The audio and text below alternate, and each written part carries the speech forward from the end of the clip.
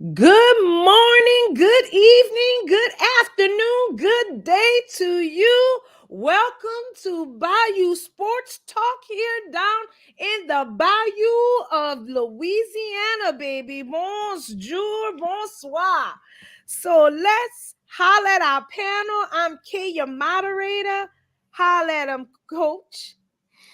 It's me. It's me, Coach 67 Sports TV. Shout out to the awesome and amazing LDBC, Lions Den Boston community. Shout out to the greatest university in the world, the Southern University, home of the mighty Jaguars. Good afternoon, everyone. Hoping that you enjoyed today's program. So sit back, relax, and enjoy the ride. All right, holler at them, baby of the bunch. What's up, y'all? Ready to give my takes and thoughts on the subjects and topics we talk about today. So y'all tune in for another great show. All right, guys. Let's go ahead and get started. And we have a lot to talk about in boxing. So start us off, Ray. What are your thoughts? What would be something that you're looking forward to seeing? Because I hear Tyson's he's gonna make it back in the ring and the knockout. And come on, give it to me, Ray. So I want to start off with Coach, man.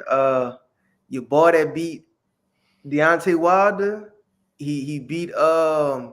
Yeah, Big he beat Bang Zhang. he beat Big Bang Zang last night. Zane got 2 drops and he must have thought that was enough. It's like, getting drops don't win boxing matches. So I kind of want to talk about that. Well, not talk about that too much. I want to kind of bring that up. So, maybe him beating Deontay Wilder wasn't necessarily a fluke, you know what I'm saying? So the fact that, he was able to get one of the many straps in boxing, he kind of, proved himself a little with that. I do want to talk about the Francis Ngannou and Anthony Joshua fight. I did not watch the fight. I watched pretty much all of the card except for that fight because I had to go to the movies. And thank God I did not watch that fight because it really didn't last that long. Like I was sitting in the movies watching the previews because previews last like 30, 20 minutes. And I was like, man, I should be able to watch the rest of the boxing match while I'm waiting for the previews to finish for the actual movie. So, I go to the stream to watch it, and I just see like a bunch of commercials. And I'm like, why these commercials this long? Because I'm like, usually in between rounds, it shouldn't last this long. And that's when it came from the commercials, and all I seen was the highlight of Francis Ngannou like going down and they was raising Anthony Joshua hands. And I'm like, what the heck didn't happen? I'm like, I know Francis Ngannou didn't get knocked out because I'm like, he has never been knocked out in the UFC. And lo and behold, that's what happened. I went and seen the highlight, pretty much the footage, and I'm like, wow, this dude knocked him out. And he dropped him twice before he knocked him out. And the second time he dropped him, he just came right at him and just knocked him clean out. And I'm like, wow. I'm like, that has never happened to Francis. I don't think I've ever seen Francis Ngannou wobbled in the UFC fight. But man, so many things I could talk about with the Francis Ngannou Anthony Joshua fight. I mean, let's be real. We wanted to ride this train for as long as it lasted, and and it did exactly what both sides wanted it to do. Francis Ngannou made a $20 million purse. Everybody knew from the jump. That's why everybody was rooting for Francis. Francis won. Whether Francis will win any other boxing matches or he lost, it's the fact that Francis got a payday for all of those fights, which he did. And I don't know if you know, Coach, about Francis' story from him, coming up in Cameroon and Africa, him like being like he was digging in the sand mines as a child, which is why he has that great natural physique, is because all his life, he was working in like the sand mines and stuff like that. And he has like a very great, tremendous story. And it's kind of hard to root against him. But I'm kind of happy it ended this way. I would have rather him not get knocked out and lose via decision. But I'm happy that, he got his payday. And Anthony Joshua told him don't leave boxing, which I kind of agree with. I feel like he shouldn't leave boxing. It's just the level of competition that he boxes needs to drastically change. Like, hey, like go fight the scrubs, Francis, and then slowly work your way up because, you know, boxing ain't just something you could pick up and just do. It's a lot of years of work and development that goes into that. That's pretty much basically that card. Do you want me to touch on Ryan Garcia, or you kind of want to say that? Sure. Man, so yeah, I follow Ryan Garcia on Instagram, and I would get on Instagram and I would see his posts, and I'm like, what's wrong with this dude? Like, he's posting Instagram and it looked like OF models. And I'm like, why is he posting these girls and like tagging Devin Haney in them? And I'm like, he's just doing a bunch of weird stuff. But the one that finally set it off for me was when he posted like 666 and all kind of crazy stuff, like demonic, satanic, sinister, crazy stuff on his Instagram. And I'm like, dog, something off with this dude. And the thing that really made a light bulb go off in my head that something is off with him is when him and Devin Haney went on First Take to kind of like, do this like kind of debate with each other, to like build up the fight. And I was just paying attention to Ryan's demeanor, and it seemed like it just you could it wasn't nothing obvious, but I could tell something was off. And even with the statement that Ryan Garcia put out with him apologizing for his episode, you could tell he wasn't all the way back right, because I don't know if you noticed this, Coach. I don't know if you've seen the apology video, but in the apology video, Yeah, I Ryan, didn't see it. you say you did? I didn't. Oh, you didn't. But when you Uh-uh. go watch it, pay attention to the apology video that he put up. He did not look the camera. He did not look at the camera not once. And it looked like he was reading off of something the entire time. So I don't think he's back right. I don't know what's going on with that or not, but that's something, that kind of like alerted me. I'm like, this dude is going through like some real mental health issues. And you could go. That's everything I feel like I needed and wanted to say. Well, After you go, I kind of want to touch on the Francis and Gandhi a yeah. little bit, but that's pretty much it. Well, first, in terms of your Joseph Parker and Zilly Big Bang Zane, you have different opinions about the fight. Of course, Big Bang Zane, he knocked Joseph Parker down twice. However, some people feel that Joseph Parker outworked him. And, I was talking to one of my friends. He felt like Zhang did enough to get the decision. And, one of the brothers, Drew Titan, basically, he was saying going into the fight that Zhang is not really built to go the distance. And he felt like if it went to a decision that basically he felt like Joseph Parker would win. And to many people, that's how it kind of played out.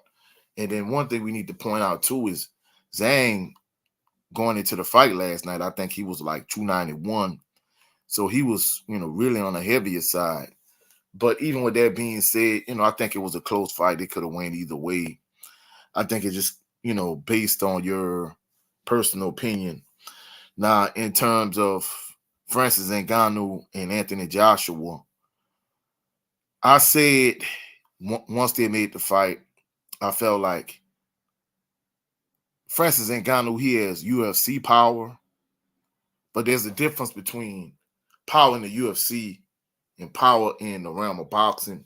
The reason being is because even though he may have a lot of natural power, when it terms of MMA and the UFC, from a boxing perspective, these guys really aren't as skilled. Now I know a lot of people figure, hey, if you could take an elbow, if you could take a kick to the face, a knee to the face, whatever the case may be in the realm of MMA, you should be able to take a punch in boxing. However, if a boxer that has his power catches you flush, it's an entirely different story. So I think that's one thing a lot of individuals really didn't bank on. And the crazy thing with me when it comes to Anthony Joshua, a lot of these Anthony Joshua fans, once he lost twice to Alexander Usyk, like they basically abandoned the ship the way they did when he lost to To Ruiz. right. So now that he's knocked out Francis Ngannou, and prior to that, he got another big win prior to that. Of course, some of the brothers going into that fight, they felt like Wilder had the tougher matchup in terms of Parker. I mean, and even because Cadillac Red, he pointed it out. But when you think about it, even Parker, like he didn't when he had his strap, and Wilder had his strap, and AJ had his strap. He didn't want Wilder. He wanted Joshua. It wasn't so much the fact that he could get a bigger bag fighting Joshua. It's the fact that Wilder was a greater threat. So that's why a lot of people was like, well, hey, Joshua and Parker won. They should rematch, whatever the case may be. I felt like if Anthony Joshua was smart, if he's so confident, I don't think he's gonna do it, to be truthful. I don't think that fight is gonna ever happen. But I think if it was gonna happen, this would probably be the perfect time. The fact that Wilder, he didn't look so good in his last performance against Parker, and the fact that Joshua, he has two impressive back-to-back knockouts. I mean, I think if that fight is going to ever happen, it's now, but more than likely, I don't think that's going to happen. Now, touching on the Devin the Dream Handy Ryan Garcia situation, I think it's clear and apparent at this point that Ryan Garcia, he has mental health issues. He has substance abuse issues. I think the sad thing about it is the fact that he has parents and he has like family members and friends that's around him that seeing what's going on. And basically, like there's no intervention in terms of like they need to get him some help. I think that's the biggest thing. If I was in his particular situation, I would hope that my mom and Kate and that all my other family members that are near and close to me would basically sit me down and have some type of intervention. I know some people are going to be like, well, he's a grown man, this, that, and the third. But it seems like more than anything, they're enablers of him in terms of allowing him to do some of the things he's doing. So I think that's it more than anything. So, like, what's your rebuttal to everything I just said, King Ray? So the thing, to like everything, I want to go on record, and I'm pretty sure I've said this like probably last year in the past when I was talking about Francis Ngannou has power. I want to publicly say that you were right, and I know I told you this behind the scenes, but I want to go on record and say that you were right when you was talking about how UFC power is different from boxing power. And going back to what I said earlier, like Francis Ngannou was never rocked, never knocked down, never knocked out in the UFC. And I believe one of the commentators said that that Francis Ngannou had an iron chin in the UFC. Like nobody was able. He was knocking out everybody, but nobody was knocking him out. And just to see him get dropped like that and like get knocked out cold, it really made me realize, boxing power is different. Not saying that they are more powerful, but like just in the art of boxing, like it's different. If you know what I'm saying. Because I did see a comment on one of the posts that kind of like ticked me off. And one of the comments that got like 4,000 likes on Instagram, it said that Francis Ngannou couldn't fight. And I'm like, all right, dude, like y'all doing too much. Because to say the man can't fight is like that's just absurd. You could say like he's not a good boxer, but you can't say the man can't fight. But I seen another comment that like explains it perfectly. An MMA fighter will never beat a boxer. An MMA fighter will never beat a boxer, and a boxer will never beat an MMA fighter, if that makes sense. So basically, what it's trying to say is it depends on the environment. Only boxers could be boxers, and only MMA fighters could be MMA fighters. An MMA fighter cannot hop in a boxing ring then try to beat a boxer. and a boxer cannot hop in the octagon and try to beat a top tier MMA fighter. The only boxer that I've seen step into an octagon and fight in MMA and win is, I gotta give her a big kudos and big shout out, because she's the only boxer in this current generation who I've seen done it, and it's Clarissa Shields. None of the guys did it, but it was a female to do it first. And I feel like if male boxers, ever start doing a crossover, because I see Ryan Garcia even called out Sugar Sean O'Malley. I don't even want to go on a rant about Sugar Sean O'Malley. I used to like him a lot when he first came into the UFC, but I don't like him now because he's just money hungry, which is why Sugar Sean O'Malley is calling out people like Javante Davis, Devin Haney, and Ryan Garcia. But I'm not gonna get started on that. But getting back to Clarissa Shields, like, I feel like we should give her a lot of kudos because she did step into the octagon and win like 2 fights. No, she didn't just go for the top person. She fought a lot of scrubs, and she kind of struggled. But what I'm trying to say is that you got to respect each sport. Yes, boxing is a phase of fighting. MMA is like just complete fighting with a little bit of rules, but you still got to respect the art.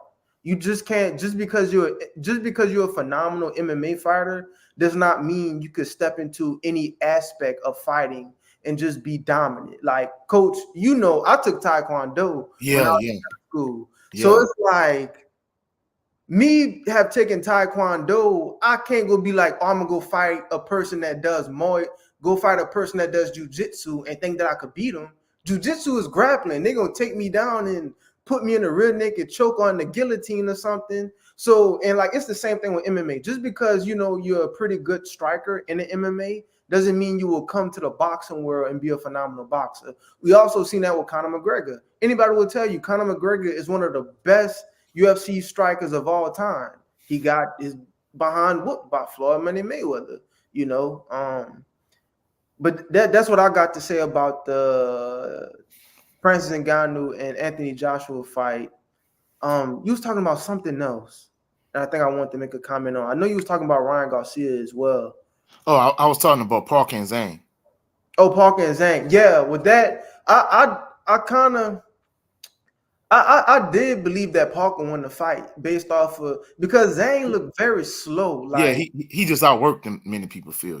yeah, that's essentially what he did. He basically outpointed him, and that's what win fights. Like, he did get 2 10-8 rounds. Well, Zhang did get 2 10-8 And they rounds. rounds in his favor. Yeah, Knockdowns he got, but like, in the UFC, if you got 2 10-8 rounds, that will most likely win you the fight, whether it's a 3 or 5 round fight. yeah, But this because is it's a boxing, shorter fight. It's a shorter right? fight. But Yeah, this is boxing. It's like, dog, you just can't depend on, unless you get like 5 knockdowns, unless you get like 2 knockdowns in a round where it's like a 10-6 or something like that. Like, bro, you can't. And it's like some of those, like, Zane could have easily won this fight if, like, in a couple of the rounds he would have just put out more, if he would have just literally just thrown more. Like, he didn't really even have to do nothing but just throw a couple of more jabs, like, just work more, just work with them. Not work with them, but just try your best to outwork Parker. And he just didn't do that. um but yeah, that's just my take. I did think that Parker won the fight. You know, if it was based off of highlights, then yeah, Zhang won. But that's not the case. And it's just like this, Coach. Imagine if we watching a football game and you got a team that breaks this 80-yard touchdown, something that what Derrick Henry would do. What Derrick Henry would break like a 90-80-yard run with stiff on 5 people, run over 2 people all the way for a touchdown. But then the other team scores 3 2-yard touchdowns, which is just, a goal line run play and just running into the end zone. Yeah, Derrick Henry had the more exciting play, but the other team scored more touchdowns. yeah. And it's basically the same thing, Coach, that makes sense, right? Well, yeah. That's a perfect analogy. So that was all you had, King Ray? Yeah, that's all I had. Well, like we say about, Anthony Joshua and Francis Ngannou, like the brother Big Joe Towns is saying, basically it's perspective. I mean, they're two different, even though they're both combat sports, they're different sports for a reason. I mean, there's multiple components to UFC. Like you said, there's wrestling and grappling, there's striking.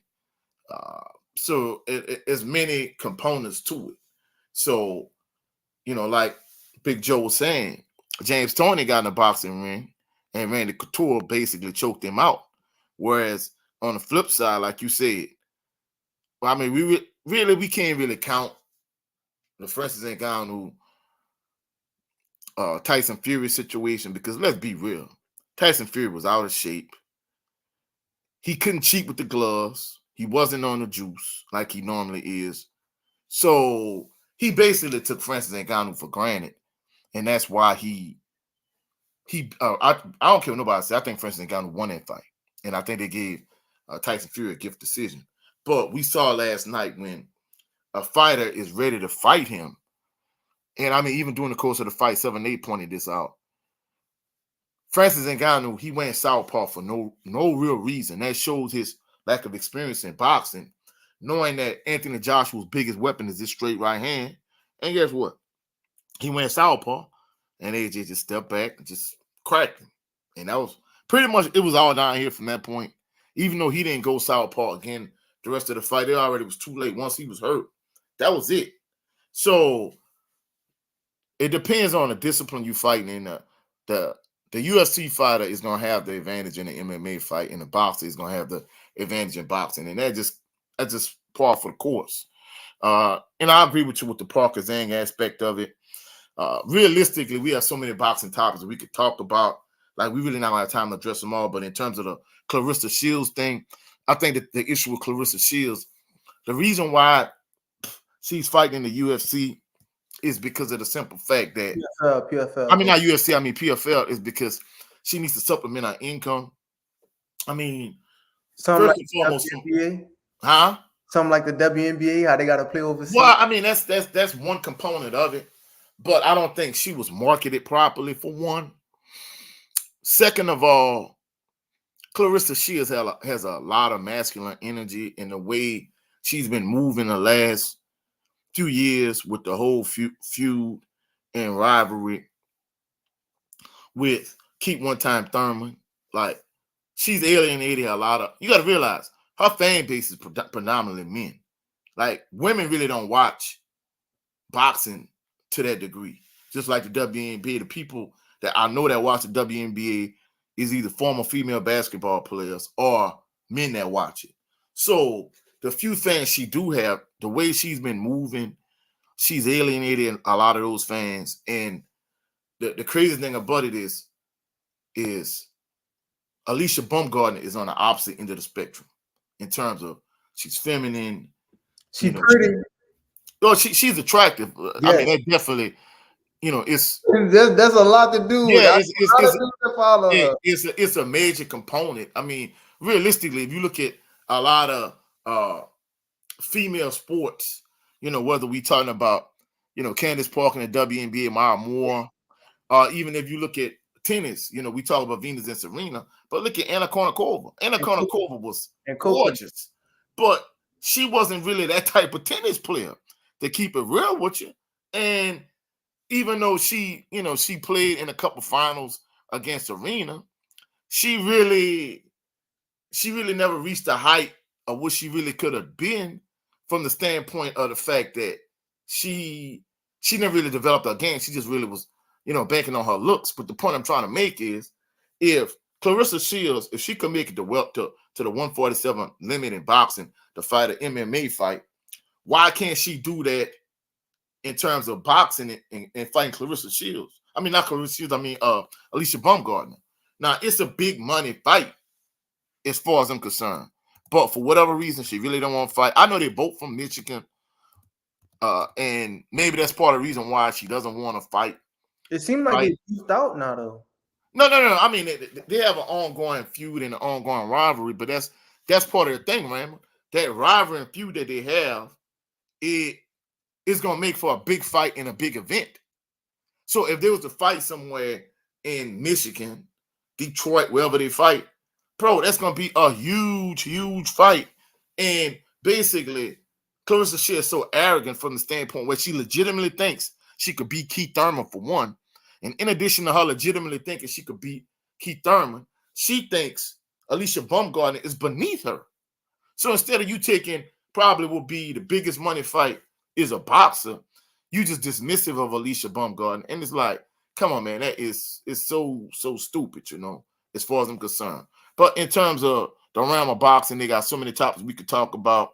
We could talk about the fact that Terrence Bud Crawford, he's moving up the middleweight to fight Chris Eubanks Jr. We could talk about how Canelo Alvarez, he's basically effectively ducked. He's a hypocrite. Yeah, he's a hypocrite. He effectively ducked David Benavidez, and he said, "Hey, I'm not gonna fight any more Mexicans."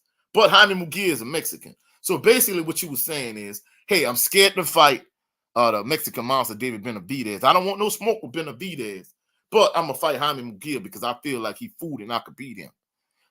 That we could talk about that.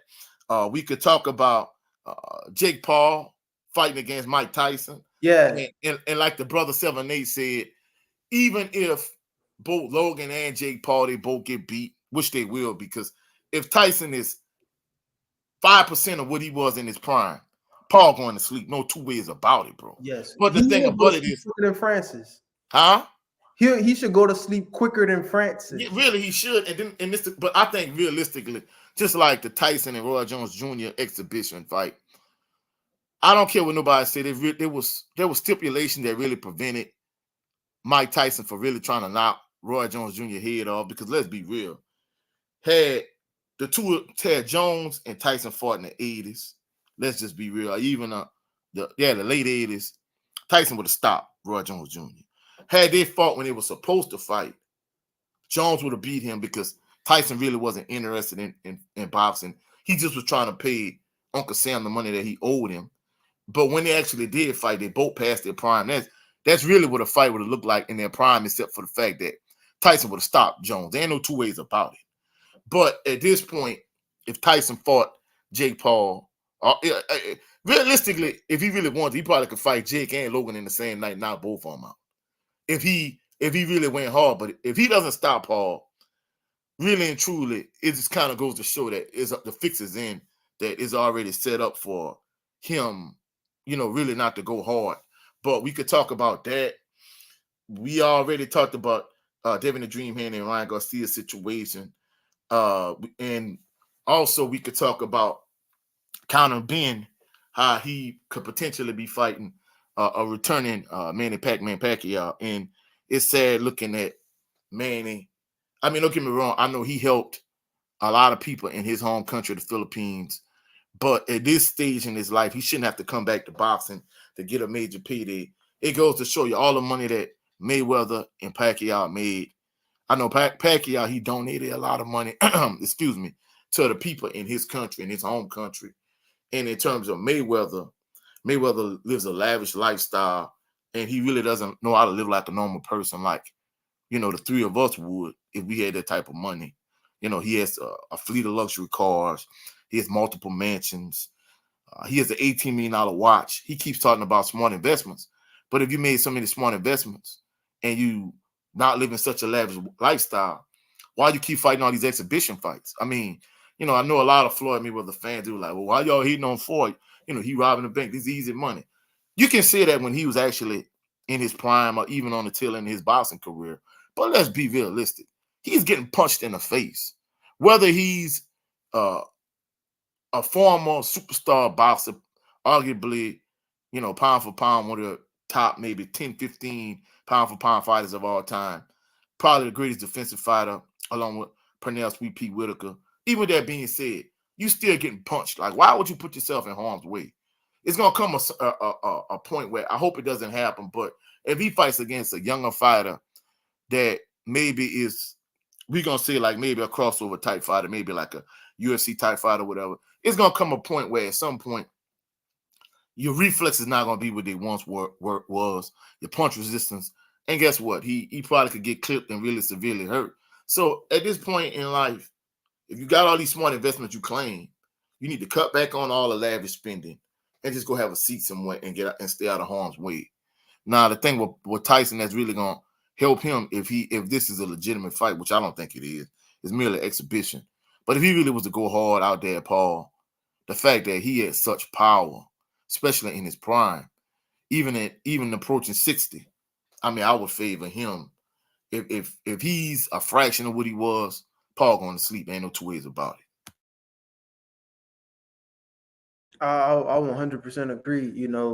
Um, I'm hoping that Mike Tyson stopped this whole Jake Paul brothers stuff, like, and that's what I'm saying. Like, I don't mind MMA fighters doing a crossover. It's just when it got to the point where YouTubers are like now making a career out of boxing, it make boxing looks like a joke. My thing is, I'm pretty sure y'all could understand a MMA fighter thinking like, man, what if I hopped in the boxing ring? Because boxing is a form of mixed martial arts. So I'm Yeah, not it's a tripping. combat sport. Right, it's a combat sport, so I feel like anybody could definitely understand that. But like the fact that Jake Paul, Logan Paul was on the freaking WWE for like a little while and stuff, and it's the fact like No, they're not a little while. Like now. yeah, like he's still actively doing WWE. I mean, I don't even watch it no more. So, but like I just hope he puts all this to rest and stuff like that. I don't want to see the Paul brothers in history books, not history books, but like in like record books like for boxing or anything like that. But yeah, and especially when I was at work, my coworkers are not like hardcore MMA fans or boxing fans, but it was like, Raymond, you see the fight? Because they know I'm a sports guy. And I was Mm-hmm. like, what fight? I'm thinking they about to ask me about Devin Haney, maybe the Anthony Joshua fight. I'm like, what? They were talking about the Jake Paul and Mike Tyson. I'm like, oh my gosh. I'm like, out of all the boxing matches they won't talk about, they won't talk about the one that irritates real boxing fans the most.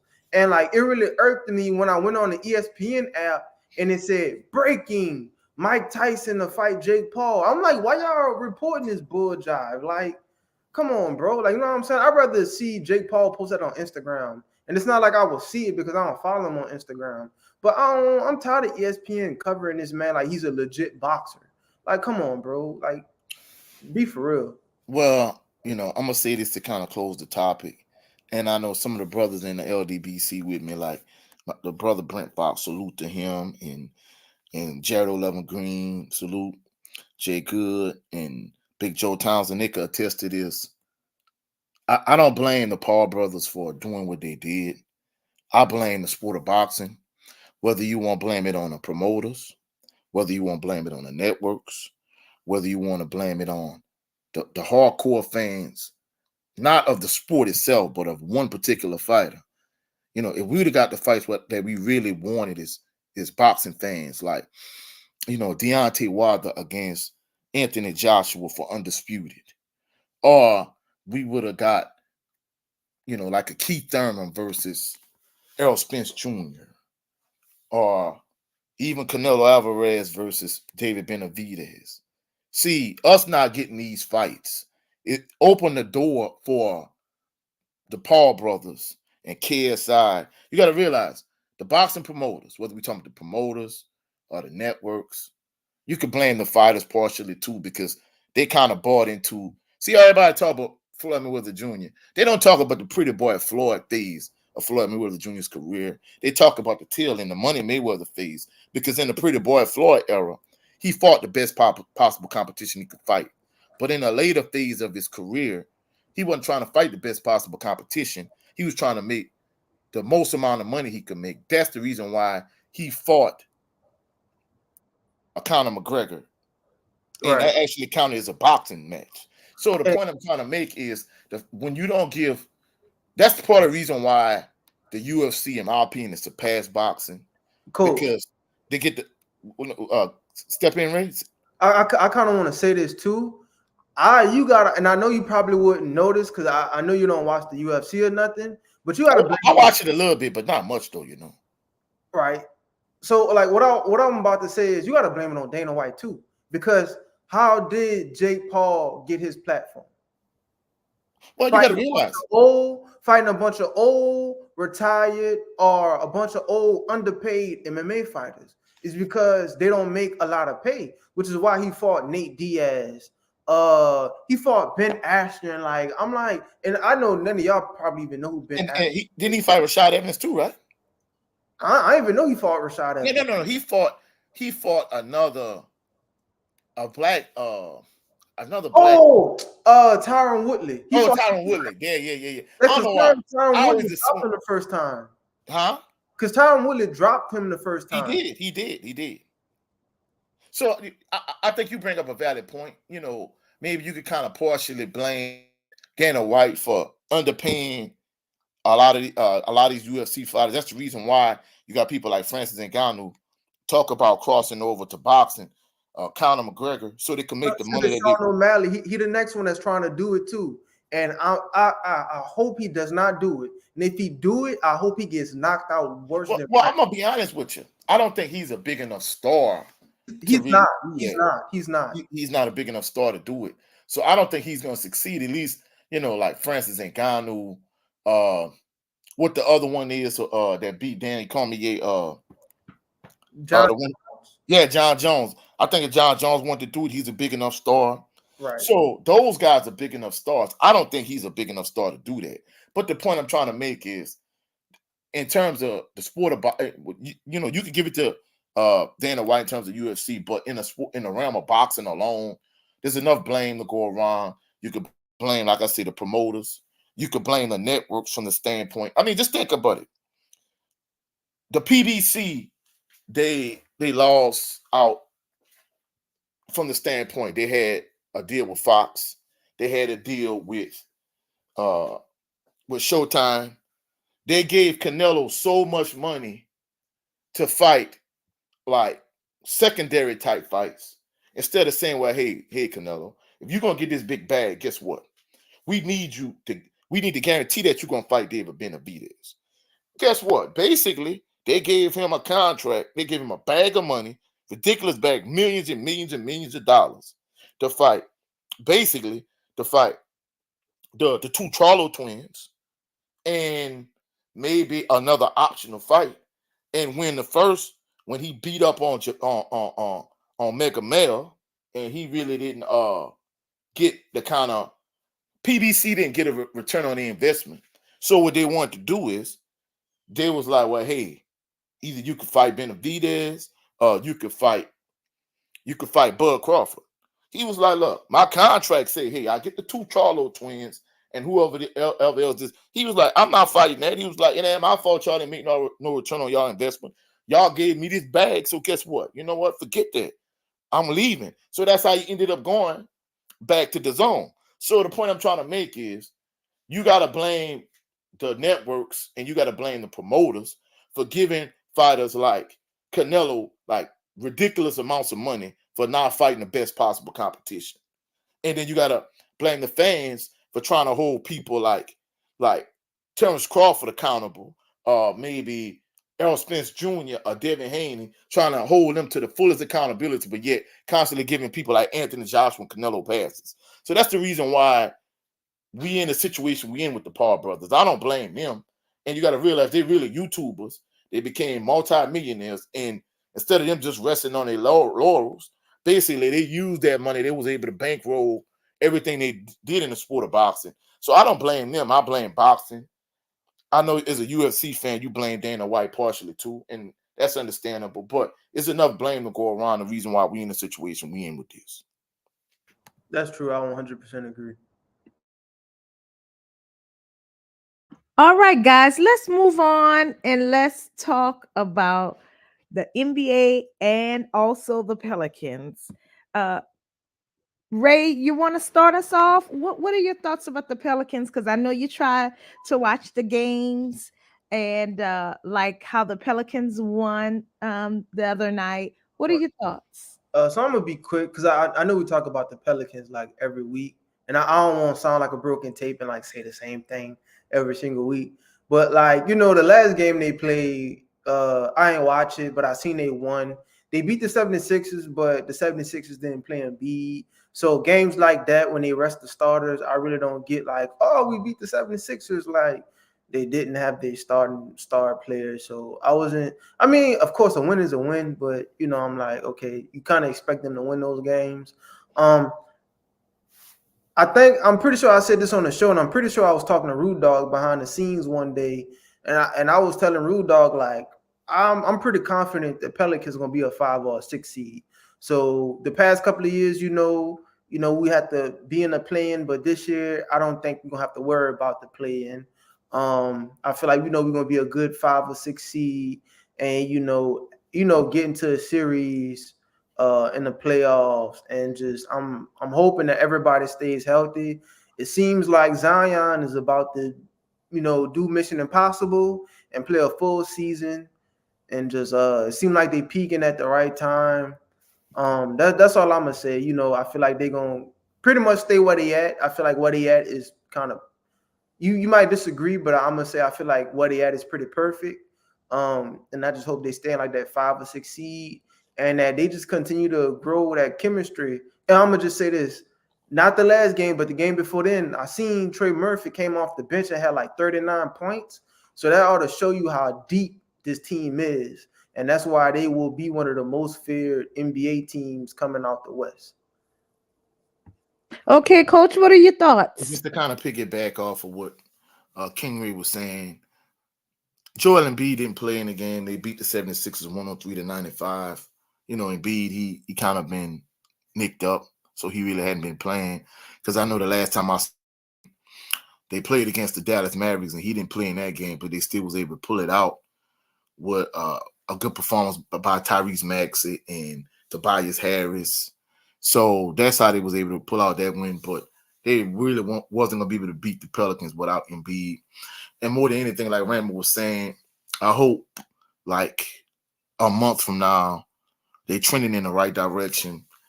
They could keep Zion and B.I. and C.J. McCollum and Jonas Valanciunas and Jose Alvarado and Herb Jones and Larry Nance Jr. Their core players could be healthy. Oh, and Trey Murphy. Trey Murphy the third has been balling lately. Jordan So Jordan Hawkins too, the rookie. Hawkins too. Yeah. So hopefully, they could they could trend in the right direction at the right time of year within like the next month. And in addition to that, they could play good team basketball. They got their rotation right going into the playoffs. And like Raymond said, they'll probably be a 5 or 6 seed. Hopefully in the first round, they could avoid the Clippers. They could avoid the Denver Nuggets. And I think if they could avoid the Clippers or the Nuggets, I think they'll be straight. Hopefully they can play against a team like the Timberwolves in the first round or the Kings. I think they'll be straight. But like Rambo was saying, since we spend so much time on boxing, we could just kind of keep it pushing. Okay, guys. Well, open discussion. Start us off, Coach. What do you have for us today? Well, actually, I have a handful of open discussion topics, but what I kind of want to talk about was the based on the fact that you got so many NFL teams over the cap as we speak. The Denver Broncos cut Russell Wilson, so that kind of frees up him in terms of he can go wherever he want.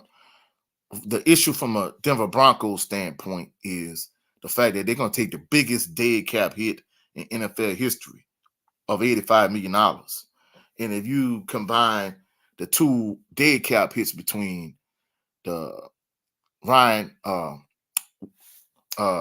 Matt Ryan from the Colts and the Packers with Aaron Rodgers, if you combine those two biggest dead cap, and for individuals that don't know what dead cap is, like if Rammer was on let's say Rammer played for the Saints, and he had a $200 million contract, and he had, I don't know, maybe 95, 100 million guaranteed.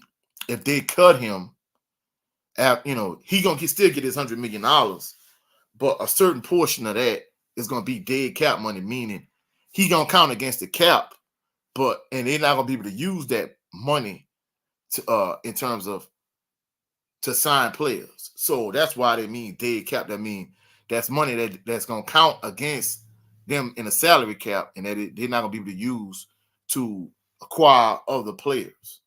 So in terms of this particular topic, do you think, Raymond? Do you think the Broncos? You think they did the right thing by getting rid of Russell Wilson?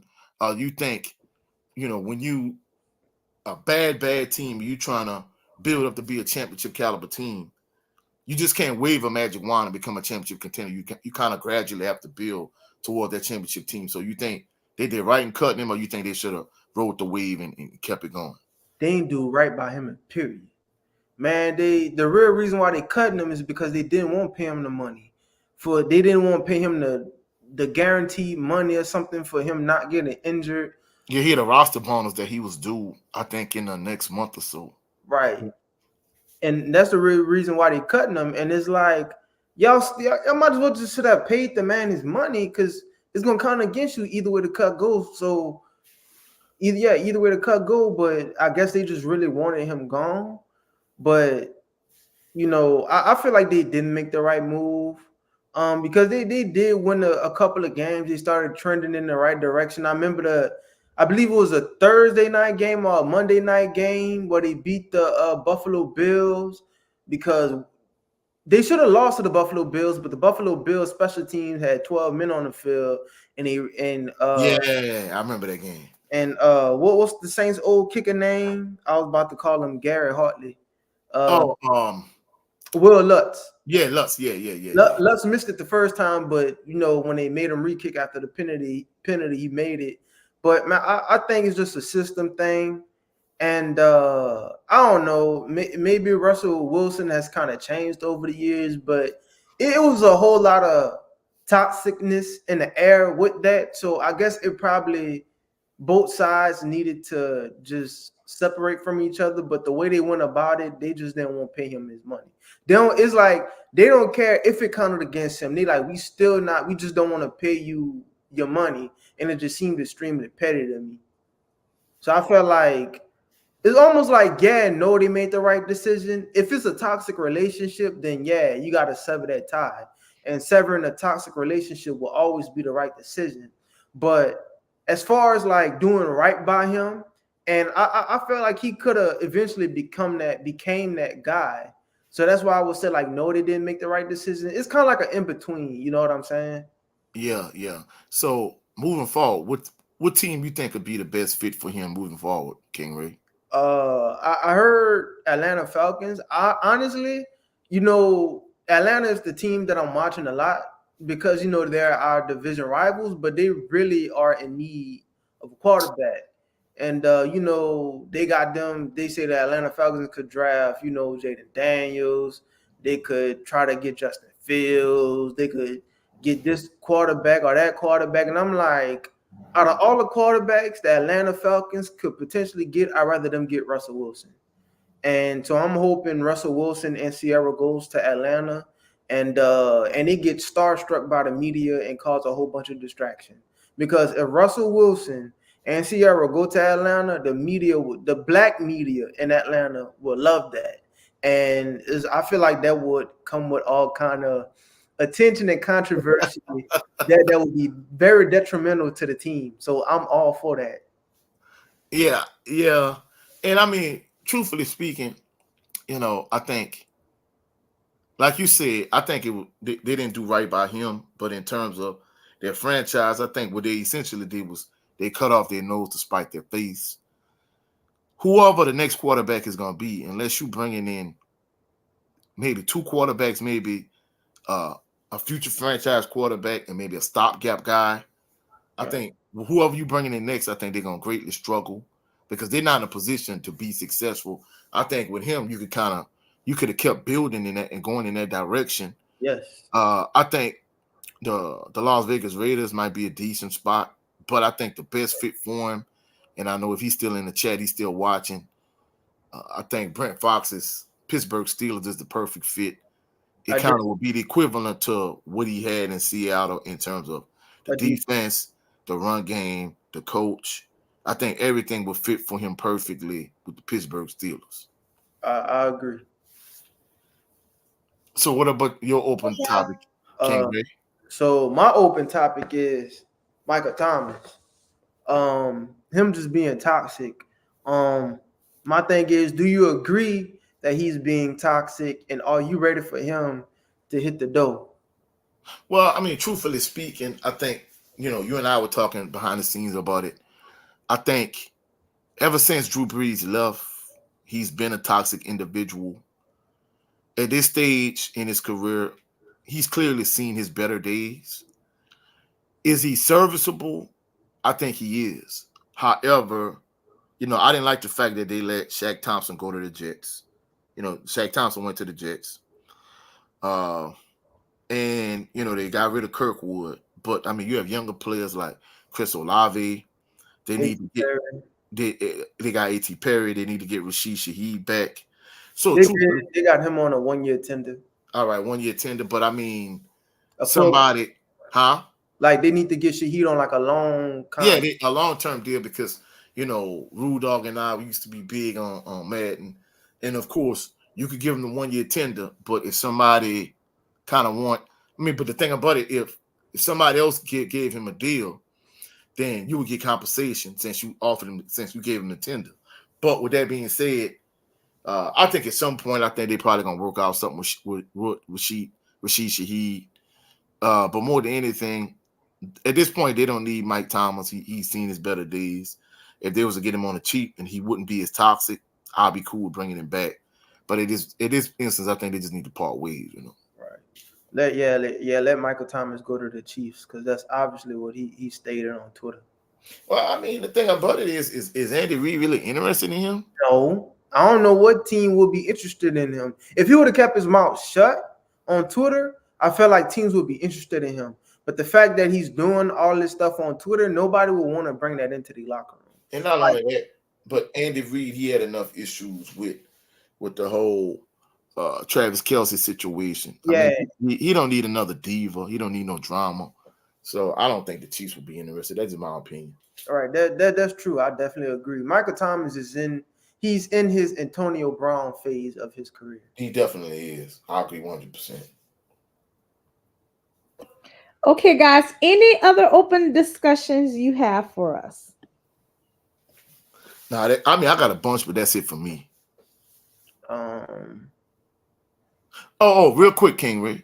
Yeah. We wanted your take on the Cam Newton situation. Well, we have that coming up after Factor Cap. All right. Whatever, but keep it pushing, K. Yeah. I don't got no more open discussions. Okay, so now fact or cap. Start us off, King Ray. Man. Fact or cap. Do you think women's basketball will continue to grow throughout the years? Me personally, I think it's big cap. The reason being is because they talk to some they constantly talk to NBA players about this issue, and when NBA players just tell the brutally honest truth, the honest truth, WNBA players, they get offended, Getting their feelings. And they're getting their feelings, and basically, I heard a couple of WNBA players that say the reason why women's college basketball is thriving and successful is because, one, from a marketing standpoint, the NCAA does an excellent job, for one. And of course, the NBA, from an athletic standpoint, they're in an entirely different stratosphere. So, they kicked around, different people, different podcasts have kicked around a variety of different ideas in terms of maybe they should lower the rim in the WNBA so they can dunk, so it could be more exciting. And of course, these WNBA players, they rebuffed that idea from the standpoint of, they have a lot of good shooters and it will throw off their shot by lowering the rim. So they think that's a bad idea.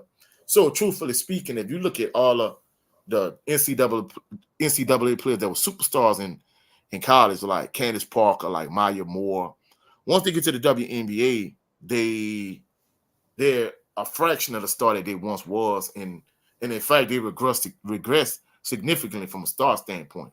And a lot of these WNBA players, they was like, from a revenue sharing standpoint, they feel like they should get the same thing the men get. And the thing they don't realize, they was like, well, we shouldn't get millions like the men, like LeBron and Draymond Green and all of these players. But at the same token, we should get the same revenue split they get. The thing they don't realize is, They don't. without the NBA, the WNBA players wouldn't get paid at all Right. because they make no money, and you can't get a percentage of something if there's nothing to get. Right. So if it wouldn't be for the NBA, you wouldn't get anything. So from a marketing standpoint, I think what they need to do is they need to like find some kind of way to appeal to the common basketball fan, like the everyday fan. The WNBA is never going to be as exciting as the NBA. So Mm-hmm. from an entertainment standpoint, it's never going to have the same entertainment value.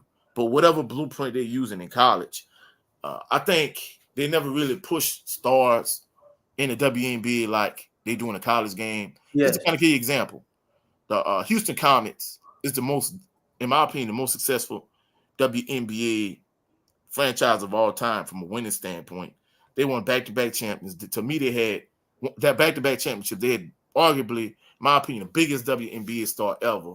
Well, a group of stars in terms of Cynthia Cooper and Cheryl Swoops playing in the WNBA. And even with that being said, their franchise folded. Just imagine a day if the Lakers or the Celtics had to fold up shop because they wasn't making enough money. You would just shut those two franchises down. Wow.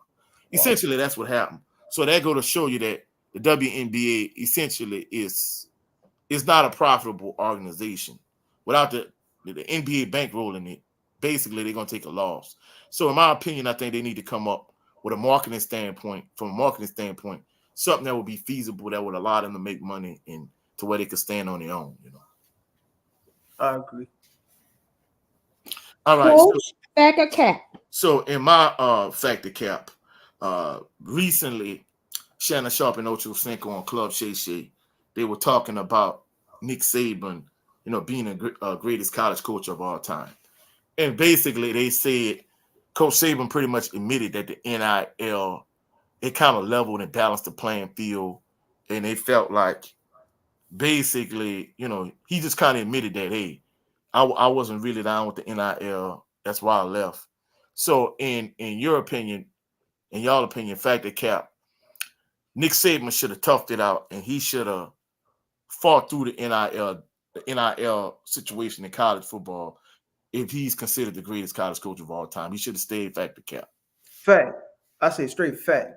If you're really a dog like that and you're a dog coach like that, no matter the circumstances, you still should coach. Because the thing is, a lot of these players, I know a lot of these players are teenagers and like they mind be on, I gotta get the bag, I gotta get the bag.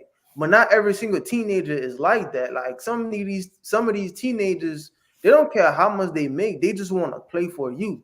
Like I'm a prime example. Like my dream was to play football for LSU. Like most boys who grew up playing football in Louisiana, South Louisiana, yeah. yeah, they want to play football for LSU. The probability of it happening is very slim to none, but that a dream is a dream. You know what I'm saying? So like, I don't care if Les Miles was the coach, Coach O was the coach. I don't care who it was. You just wanted to wear that purple and gold and carry the pigskin for the purple and gold. You know what I'm saying? But it's like same thing with Coach Saban. It's like they don't care. Like they wanted to play and be coached by Nick Saban, and it's the same thing with Deion Sanders. Deion Sanders caused a whole migration from JSU to Colorado. You know what I'm saying? Because like players just want to play for him. So like Nick Saban is pretty much that dog. Like nobody is saying that Nick Saban is not a good coach. It's just the game difficulty went from all pro to all Madden, and he didn't felt like dealing with that. Maybe it got to a point where Nick Saban was coaching on all Madden, and then he got so good at it, it felt like he was on all pro or rookie at that. But then that's when the game changed up, and it felt like he was playing on all Madden again, and he didn't want to readjust. And like you can even see it. LSU is a prime example. The first year LSU brought in Jaden Daniels, they beat Alabama. And like Nick Saban seen how easily like a team like LSU got money, dog. I ain't realize like I always knew LSU got money, but I was just watching not the WNBA, the women's basketball do like LSU women's basketball had like an insight on the SEC network, and they was doing a tour of their locker room. Dog, they got all kind of stuff in their locker room. I'm like, bro, I would literally live in their locker room, bro. Yeah, yeah. So it goes to show you how much money they got. And then Texas got that freaking oil money, bro. So Texas and Oklahoma, like I was saying that, man, I don't think Texas or Oklahoma gonna really do that much in the SEC. But with money, they could buy, they could get some players to transfer that's gonna really shake the game up. And Nick Saban noticed that. And they don't have nothing in Tuscaloosa. So he don't have a lot of NIL money to play around with. Well, I don't mean to cut you off, but from a booster standpoint, they got like a lot of millionaires. That's the reason why. And you got to realize between Nick Saban and Bear Bryant, like Ocho Cinco and Shannon Sharp was pointing out, like they have 12 national championships between the two of them. Right. And 11 of them came at Alabama. So, right. I mean, they have, cachet. They have a lot of national championships. But like you said, that all money in Texas is a game changer, Right, it is. And I feel like he ultimately seen that coming. And he just didn't want to deal with that. He didn't want to go through the slump years. Honestly, I truthfully feel like even with all that happening, even if, no pun intended, even if the Tides was against Alabama, Coach Nick Saban has earned, I feel like, all of our respects. Well, we would never count him out. Even this year, he still made the college football playoffs with a glorified running back, and he always does that. He did it with Jalen Hurts, like, as well. You know what I'm saying? So it's like, with me being an LSU fan, I don't even doubt Nick Saban at this point. Like, LSU could be up like 14 points or 17 points in the fourth quarter against Alabama. I'm not saying, oh, LSU got this game. Dude, it's freaking Nick Saban, bro. You know what I'm saying? So it's like, I feel like Nick Saban either he just got tired and did not feel like dealing with that and he didn't believe in himself enough. Yeah, he probably didn't believe in himself enough at this point, and he probably wasn't hungry for it no more. He like, I done proved everything. I don't want everything. I might as well just leave this aspect of the game. And I feel like he kind of feels like the players don't really respect the game no more. And I feel like that's really what it was. And I believe Alvin, somebody was saying how, like, Alabama, they would reload every year. You even had Alvin Kamara on the Alabama team at one point. You had TJ Yeldon, you had Mark Ingram, Derrick Henry, Eddie Lacy. You had all these running backs lined up behind each other, and they was willing to wait. They was willing to wait 2 years and then finally start their junior year, win a national championship, and be a first-round pick. That was like kind of the trend, and Nick Saban was used to that. But now Nick Saban sees, like, these players not waiting. Right. And that's the thing. It almost makes it seem like recruiting is pointless, because you could have the top recruiting class, and then next year, all the recruits that you recruited could just transfer to another school the very next year. So, but I'm gonna just leave it off at that. It's facts. Nick Saban did leave because of the NIL stuff. He's still a great coach, but I just felt like he didn't. He was too fatigued to deal with all that. He didn't step up to the challenge. Yeah, I agree 100%. I mean, the analogy you made about all Madden, that was 100% accurate. Any other fact or caps, guys? That's it for me. Yeah, that's it for me too. Okay, Ray, what are your thoughts on the Cam Newton incident? Man, my thoughts on the Cam Newton incident, when you first seen it, you like, who are these guys trying to fight a dude that's like 6'5", 260? Basically like a walk-in Anthony Joshua, a walk-in Francis Ngannou. I mean, Francis Ngannou and Anthony Joshua walk. But basically, I'm pretty sure I get what I was trying to say. Like, why are these two dudes trying to fight this athletic giant? And at first, a lot of people thought it was kids. And I'm like, man, that can't be no kids, because ain't no teenager in their right mind would try to fight a grown adult of that size and that magnitude. It's not true, Raymond. In my profession, I could tell you that's cap right there, but that's another story. Yeah. I agree with you, coach. I'm pretty sure there are some fearless teenagers No, out a there, lot of fearless teenagers. more like stupid teenagers, huh? Yeah, that's true. I'm pretty sure that we know they out there, but that's when more the story came out. It was actually like two coaches TSP and crew, the what crew? the TSP crew. They Yeah, they have they yeah, have their own 7-on-7. They came up under him, with his 7-on-7 organization and his camps or whatever. So right. now they branched off and they started their own organization. And like some mess went on because I think I heard it was trash talking. That's what it was. The trash talking. You know how football is. Yeah, So the trash talking, I guess it went too far. They got triggered. He got triggered or whatever, and it escalated to the point where one of them sucker punched him and they jumped him like 6-on-1, 7-on-1, but they weren't successful in jumping him because, like you say, physically and athletically, he's a freak of nature. So they didn't have success doing it. right.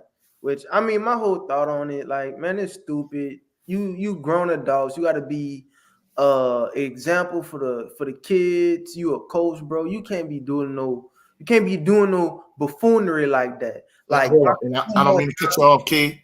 I don't mean to cut you off, King Ray, but they were saying that in terms of the TSP crew, I think one of them played in the NFL, a couple of them played in college, but more than anything, they just kind of came up under Cam Newton with his 7-on-7 organization in camp, and they was able to branch off and do their own thing.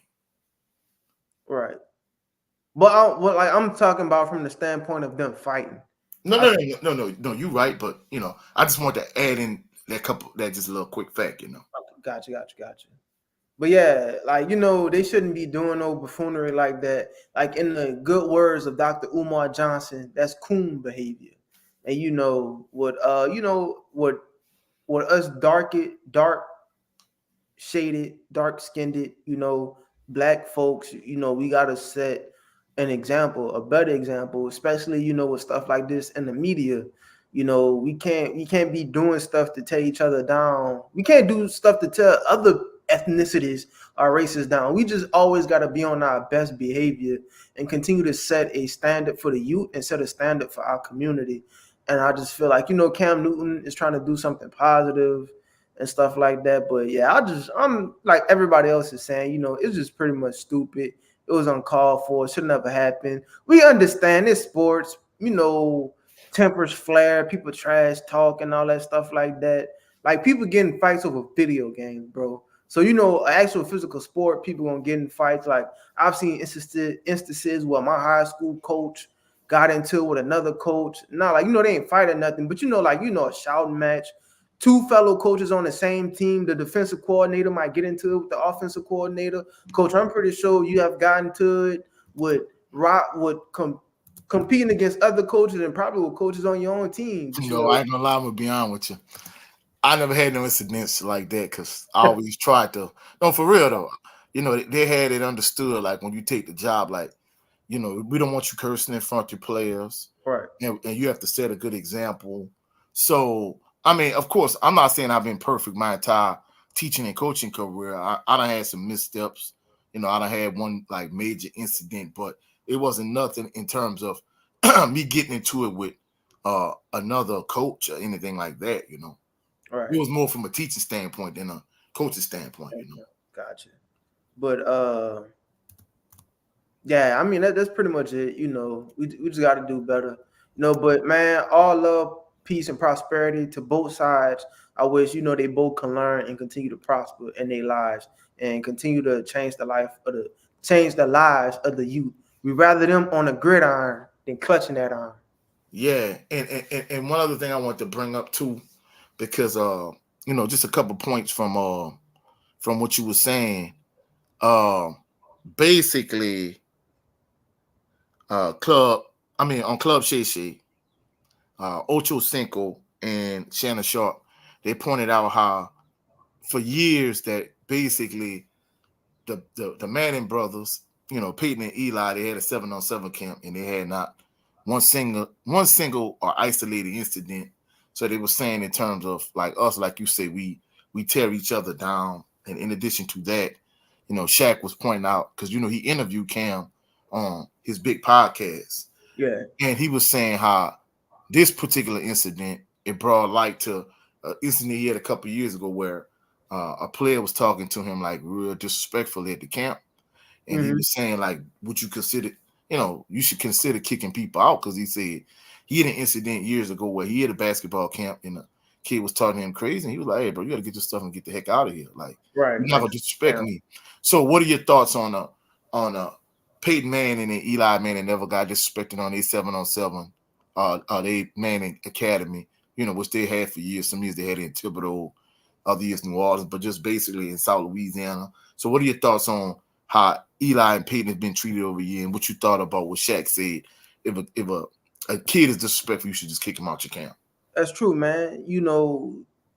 Respect is earned, respect is not given, but at the same time, you can't play about your respect. You got to take your respect. When you know you giving respect to somebody, you like when hey, I'm hosting this camp for you, I'm being respectful to you. Come on, dog. You can't come up in here disrespecting me. It's like inviting somebody into your house and then they just start disrespecting you, dog. Like, yeah, man, you gotta go ahead, you gotta get out with all that. You know what I'm saying? Look, even if you want a reimbursement, I'll give you your money back, but I'm not about to let Oh you no, sit. no, I don't think Shaq gave no money back. He just said, "Just get your stuff and get up out of here." I mean, it ain't like he need the money anyway. Anyway, that's why I was saying, Shaq don't need the money. He probably paid for the shirts, the shoes, and all that. He probably paid for all that stuff. So, but as far as Peyton Manning, like the Manning brothers goes, and comparing them to Cam Newton, I feel like the real reason why they never had incidents at their camp like Cam Newton is because like it's a type of respect. On the real, coach, I'm pretty sure you would agree with me. Yeah, yeah, yeah.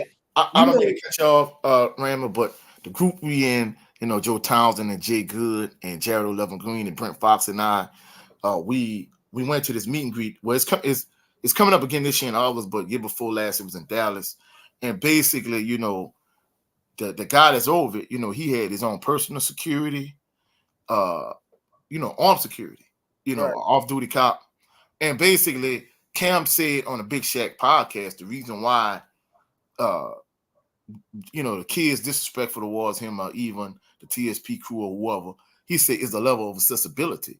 He was saying when he was coming up, he from Atlanta, had Michael Vick came to a camp, I had a camp and he went to, he said I would have did so much for him and kind of elevated him and took him to the next level in terms of wanting to play football, this, that, and the third.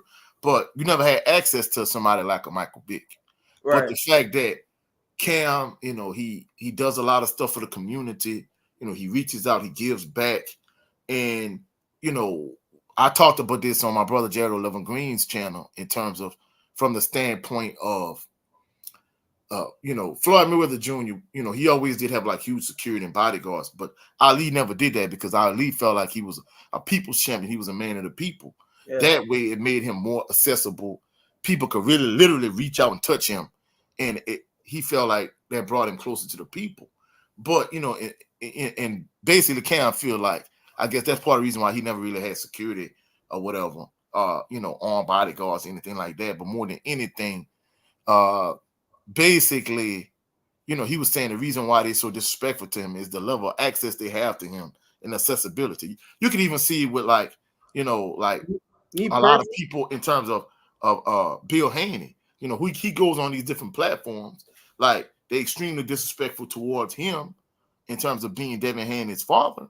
But at the same token, you know, these other people that wouldn't dare come on your platform, wouldn't dare have a conversation with you. These individuals, you have the utmost respect for them. So I think a lot of time when you have that level of accessibility, that access to people, you don't have the level of respect for them that you should. Even though it should be the opposite, in my opinion. but the thing I was about to say is, and I'm pretty sure you would agree, man, people not gonna play that crap with the Eli. The Manning brothers don't play that. They're not gonna play that. You're not gonna go to their camp and start trying to fight them because common sense is gonna tell you they're gonna call the police and your black behind gonna go to jail. As simple as that. Like Cam Newton, like my thing is, like you right with the security aspect, but we know like we know like man, if you go playing with another black person, you could have like they not gonna be quick to call the cops on you or nothing like that. You know what I'm saying? But you're not gonna go play that with a person of a different type of race because it's like they're not about to play that with you. You know what I'm saying? It's almost like I agree with you. like Look, like I'm not trying to cut you off. I'm gonna let you finish. But basically, what you saying is like my brother Jado Levin Green. He said, I'm gonna try to clean it up. He said you have this inward courage. It's like when you're dealing with black people, you have a certain level of disrespect towards them. Whereas I seen it even like in my own school where you have two black kids get into it. It's something minor, but when there's another black kid, like you trying to go all out to get back at them, but yet if it's someone of another race, you don't have that same type of energy. So I don't know why black people we like that towards each other. I think more than anything, I think it's that Wheeler Lynch syndrome. I think we've been conditioned to have that mindset towards each other.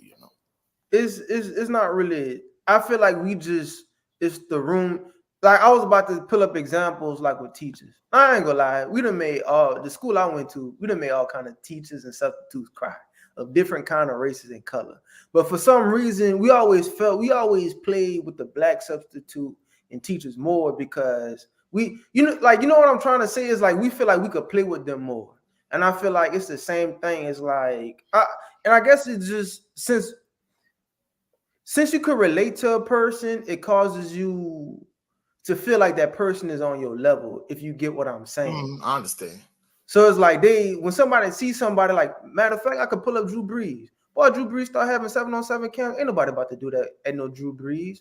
But like, let's just say somebody like who from New Orleans, like let's just say Tyrann Mathieu has a 7-on-7 camp.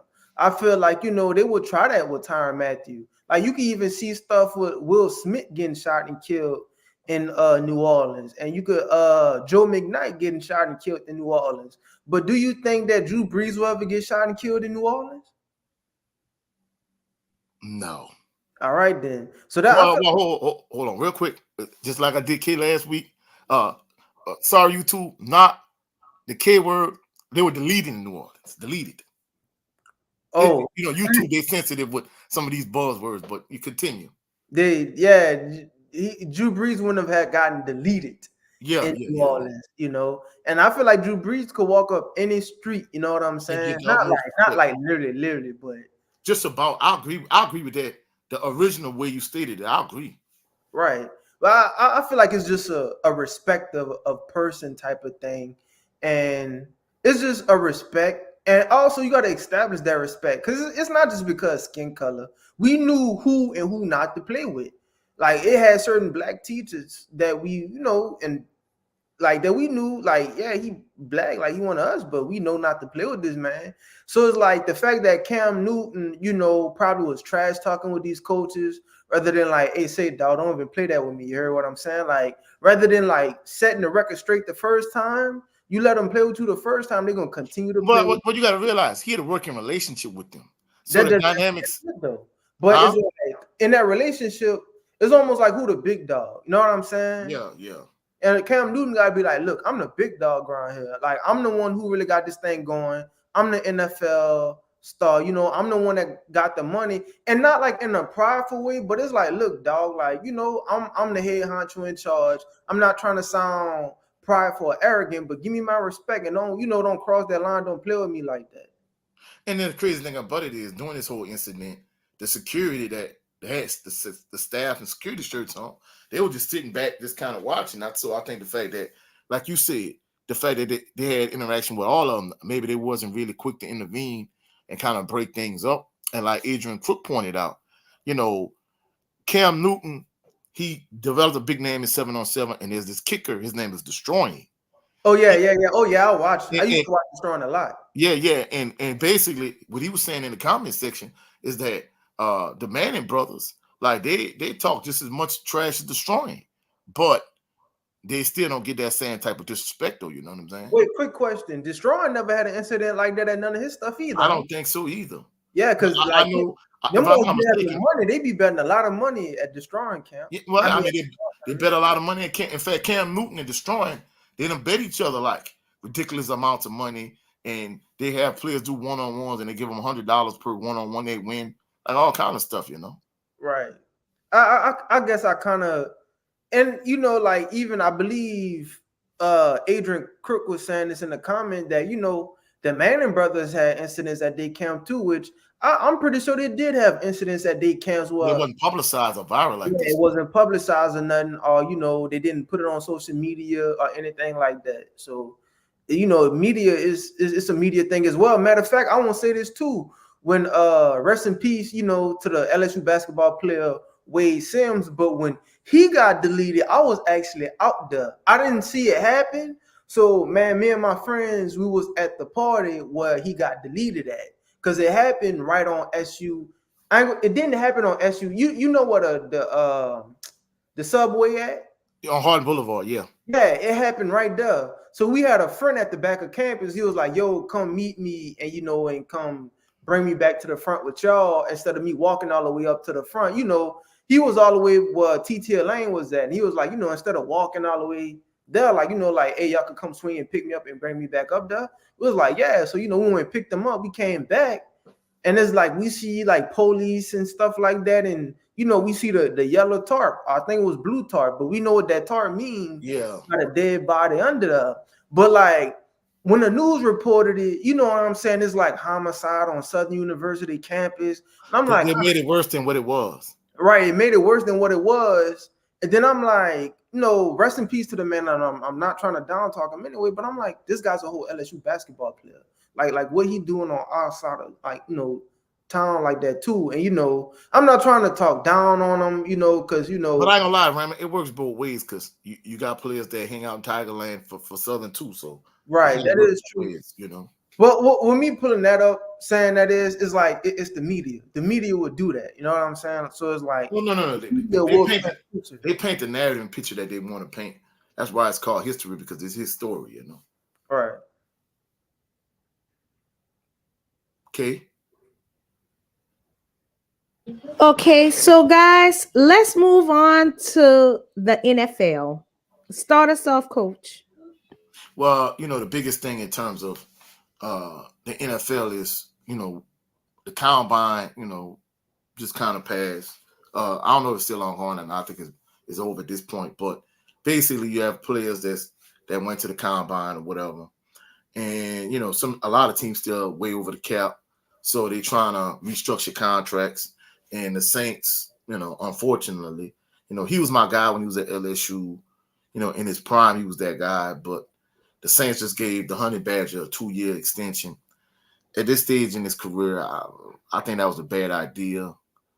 So in terms of the Saints, on my brother's show, the Margero Love and Greeny in the chat, tomorrow night, I'm gonna give like my mock draft that I think the Saints in terms of what they should draft, like player by player for each pick. But more than anything, that's the kind of only real news that I have in regards to the Saints. Like Raymond and I said, we're not as big into the combine as other people, so that's why we don't give it a whole lot of attention on this channel. Right. Yeah. I 100% agree with Coach. I did see when the Honey Badger got his 2-year extension, and when they re-signed other players. Um, I mean, Honey Badger looked slow this past season. I was hoping, they would get somebody who's a little bit younger, like a Jamal Adams or something No, I, like I that. want somebody like a Jordan Carter. I mean, Jamal Adams cool if you could get him on a cheaper deal, but I think you need some young blood. I don't know if Jordan Carter, Southern University strong safety. I don't know if Jordan Carter good enough to play on the NFL level, but everything I've seen from him at Southern, Jordan Carter is that guy. Right. Even Raymond was saying last year the Bayou class, he was like, he gave me Honey Badger vibes. He didn't give it to me then because he was kind of overshadowed by Corian Harris, who was the free safety last year that made all swag. But this year with Corian Harris not being in the picture, I'm not gonna lie, Jordan Carter was that guy. I like to see the Saints give him maybe like him, August Petrie III, Jalen Campbell, Taj Brown. I think these are all guys I would like to see get a shot at the NFL from Southern. Yeah. And 100% agree. even players like Sunday Anderson from Grambling. I like to see a lot of our HBCU players get a shot. We talk about this constantly on my brother Jared 11 Green's channel.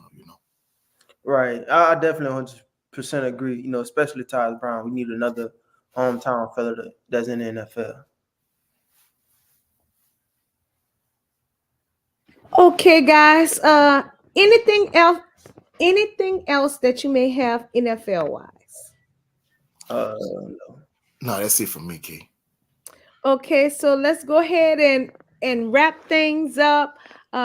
Ray, start us off. What are your closing remarks, and how can people follow you and keep up with what King Ray is doing? Uh, so shout out to everybody that was in the comments today. Shout out to everybody who was giving their thoughts and their opinions. People who was just adding to the conversations and just giving us bigger and more broader perspectives on everything. Y'all can reach me at underscore King Ray underscore on Instagram and Ray Swank 225 on my Ray Swank is my YouTube channel, but Ray Swank 225 is like the app for my YouTube channel. So you could find me there. But yeah, just salute to everybody who was in the chat, in the comments, and that's my closing remarks. Coach? Well, you can catch me at Coach 67 Sports TV on all social media platforms. I have a new Facebook, uh, Coach 67 Sports TV like group chat. So catch me at Facebook, Coach 67 Sports TV, on Instagram, on TikTok, on X, which is formerly known as Twitter. However, this is my primary. I'm primarily on YouTube. Uh, Also, more than likely, I'm probably going to do another live talking about Southern University. I'm probably not going to do it on YouTube this time. I'm probably going to go to Facebook. So probably check that out tomorrow. But more than anything, I want you to go. He was in the comment section. My brother Brent Fox. He had a real good 20 by 20 series where he talked about some of the recent and upcoming boxing matches. Also check out my brother Jared O'Lever Green uh, and the brother Big Joe Townsend. Tomorrow night we're gonna have a mock draft edition of the Southern Baller Show, which is gonna be on his channel tomorrow at 7:30 p.m. Central Standard Time. So check us out on this channel. We appreciate everybody that stopped through, that showed some love. Everybody's been rocking with us since day one. Everybody, showing us love and support. We appreciate each other to the highest. Y'all have a blessed, phenomenal evening. Y'all have a blessed weekend. We'll catch y'all on the rebound. And peace and blessing to everyone. Okay, guys, we want to thank y'all for watching and for tuning in. Please like, subscribe, follow. Please share. Let other people know about the Bayou Sports Talk. And we want to close with one of a black Jesse Owens quote. We all have dreams, but in order to make dreams come into reality, it takes an awful lot of determination, dedication, discipline, and effort. So that was by Jesse Owens. So guys, please uh, continue to follow us and watch, and thank y'all for watching, and much love, peace, and blessings to you all, and we thank you, fam, for joining us. See you next time. Bye bye.